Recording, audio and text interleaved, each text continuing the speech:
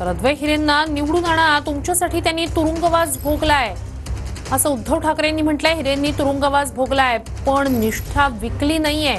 अद्वैत हिरे यांचं कौतुक करत उद्धव ठाकरे यांनी दादा भुसेंवर सडकून टीका केली.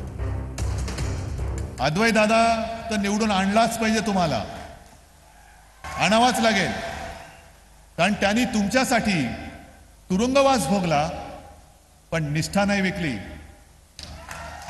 निष्ठा नाही विकली. तो तुरुंगवास भोगला पण गद्दारांसारखा त्यांचा बूट नाही त्यांनी चाटले. ना तो लाचार झाला, ना कुठे घाबरला. आणि असा तुम्हाला मर्दगडी, तुम्हाला पण अभिमान वाटला पाहिजे, अरे आहे काहीतरी, कुछ तो दम है, कुछ तो दम है. पण अद्वैत जिंकतो हे नक्की आहेच.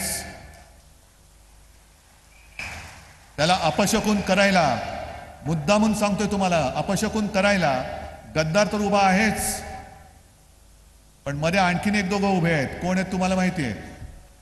हे मांजरमध्ये येऊ देऊ नका, अजिबात येऊ देऊ नका.